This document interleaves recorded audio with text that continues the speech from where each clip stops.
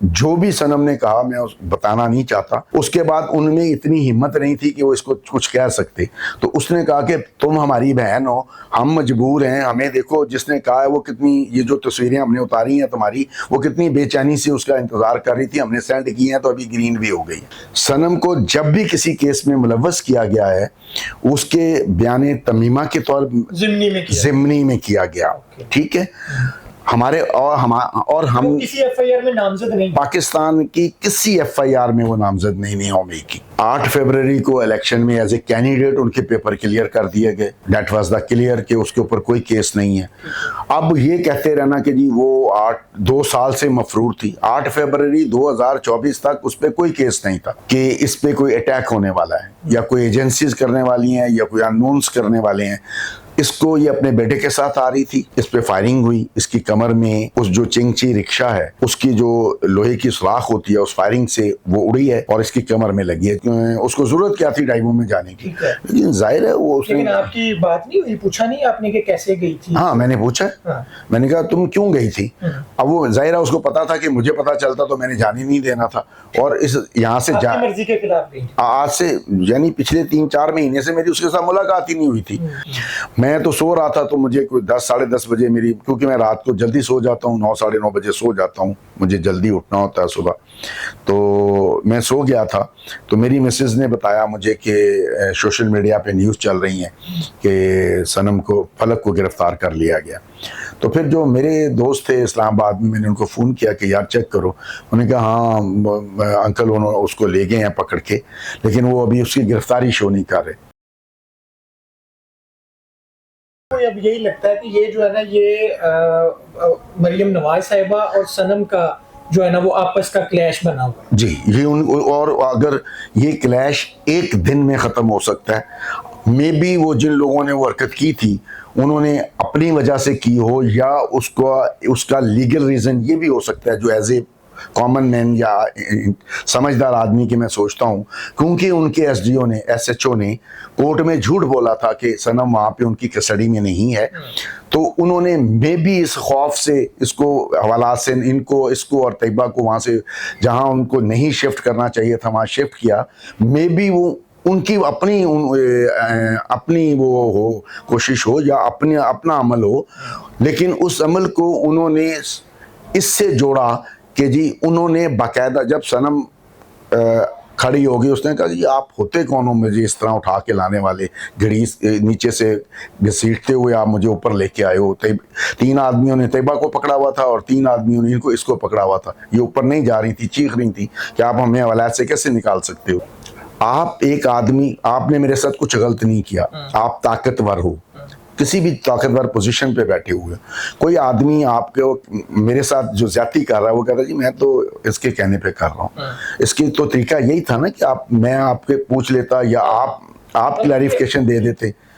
जब मुझे उनसे जब पूछा जाए तो वो तो कहते हैं कि हमारा कोई लेना देना नहीं है। ये ऐसे ही है ना। अब मैं भी यही कहता हूँ ना, अगर लेना देना नहीं है तो उन 6 आदमियों के खिलाफ कार्रवाई की जाए। और जिसने जाली उसके फर्द बना के सनम की डेरा गाजी खान में प्रॉपर्टी निकाल दी थी, उसने कहा कि जी जब वो सेनेट की कैंडिडेट थी तो पहले तो उसको इलेक्शन से रोकने के लिए इन्होंने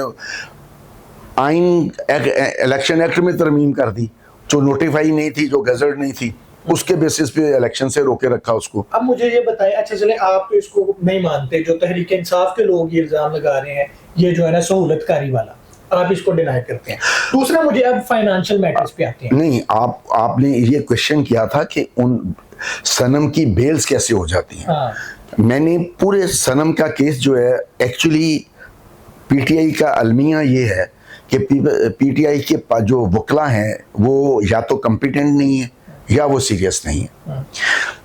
सनम की जो पहले की एटी की केसेस हैं वो मैंने अपने ज़ाती दोस्त जो शकील पाशा, नहीं शकील पाशा जो हैं, जो आजकल एडिशनल एडवोकेट जनरल हैं, वो और मेरे जो बहुत ही अजीज़ दोस्त हैं ज़ाती, नैयर साहब, नसीरुद्दीन खान नैयर, उनके थ्रू लड़ा और हमने प्योरली सारे केस प्रोफेशनल लड़े। उसको हमने कभी भी ये नहीं कहा कि जी वो पीटीआई का हिस्सा है या उसका कोई पीटीआई की वजह से 9 मई में कोई रोल है। ठीक, और हमने बार बार उसकी बेल अप्लाई की। जिन लोगों के बारे में आप कह रहे हैं वो नेम्ड एफआईआर में मुलजमान हैं, और हमने प्रॉपर उसका केस जो है उसको कोर्ट से लड़कर रिलीफ लिया।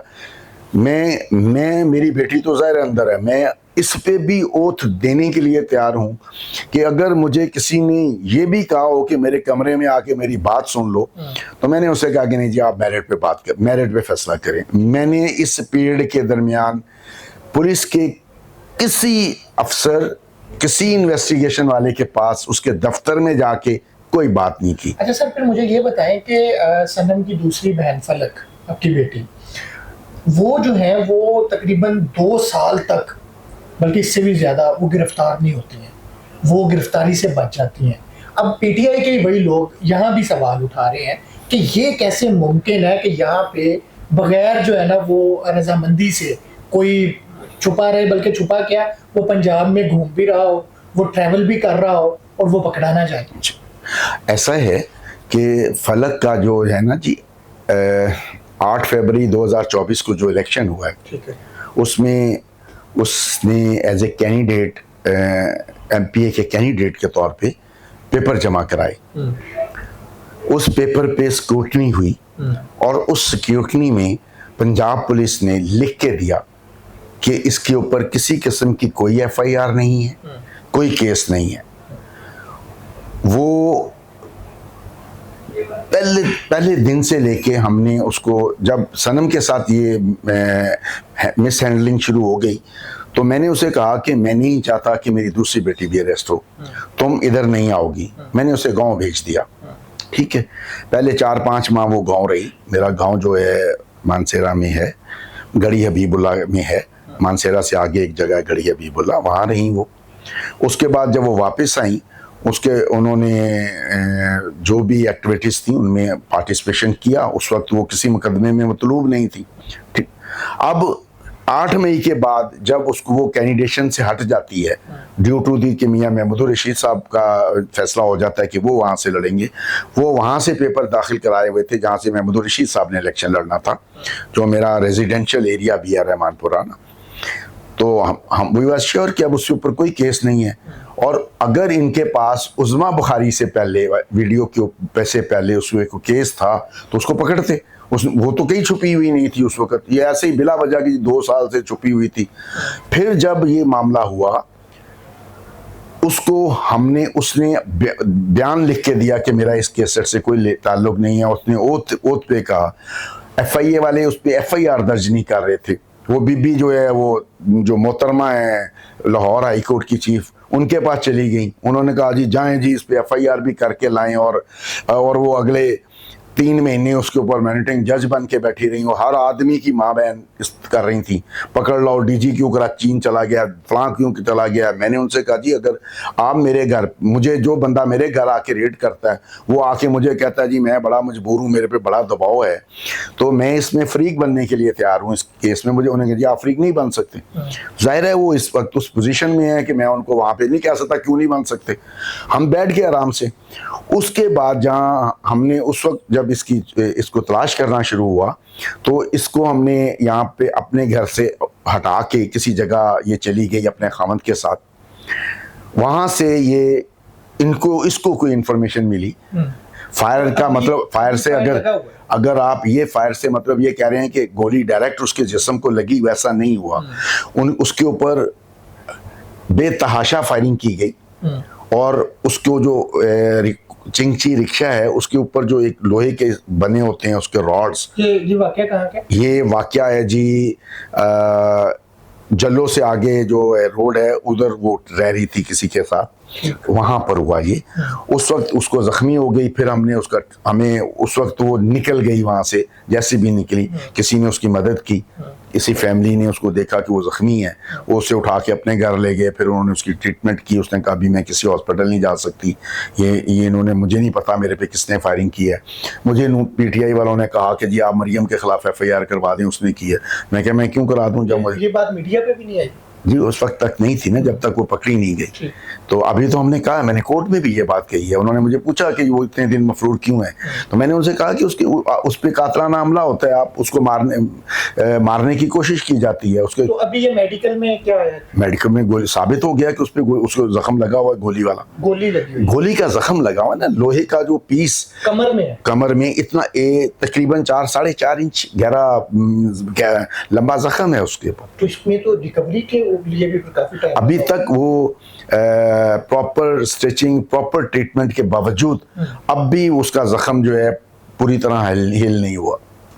तो अब आप मुझे बताओ, मेरी एक बेटी कैसे के गई? मेरी एक बेटी जिसको 18वीं जो भी ये कहता फिर रहा है, वो 18 महीने जेल में रहती है, जो उसकी बार बार मुझे भी पता है, मैं भी कानून जानता था, तो मैंने भी उसे कहा कि तुम आराम से बैठी रहो, तुम्हें क्या जरूरत है बाहर आने की, जब वो तुम्हें पता है ना कि तुम्हें कौन विक्टिमाइज कर रहा है, तो तुम्हें जरूरत नहीं है बेल करवाने की। बाबा अगर मैं इनसे डर के इधर बैठ गई तो ये कहेंगे मैं डर गई हूँ।